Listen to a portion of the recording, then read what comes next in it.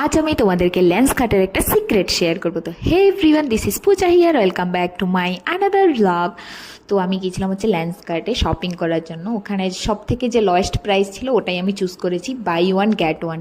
দেন ওরা আমাকে এত এত কিছু বুঝিয়েছে আই টেস্ট করার পরে, বলছে 10,000 টাকা পেমেন্ট করতে হবে। তারপর আমি আমার ফ্রেন্ডকে ফোন করি, কারণ ও হচ্ছে অপটোমেট্রিস্ট। ও বললো যে তুই এসব ওদের কথা শুনবি না, আমি যেরকম বলছি সেরকম নিয়ে নে।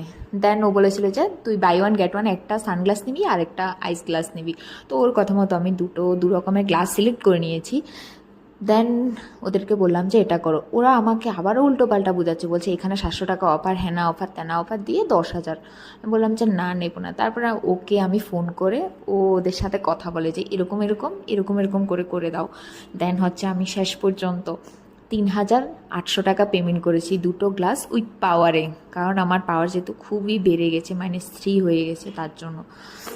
আর মানে লেন্স কাটে গেলে ওরা এত রকমভাবে টুপি পরানোর চেষ্টা করে, সাধারণ মানুষের যে কেন এত টাকা লুটতে যায় আমি বুঝি না। তোমরা এরকম করবে না, সবাই তো কষ্টের টাকা নিয়ে আসে বলো। তো আমি সিলেক্ট করেছিলাম হচ্ছে 1,500 টাকার লেন্সটা। তো সানগ্লাসেও পাওয়ার ছিল। তো তোমাদের ভিডিওটা কেমন লাগলো অবশ্যই বলবে। Tata, see you soon.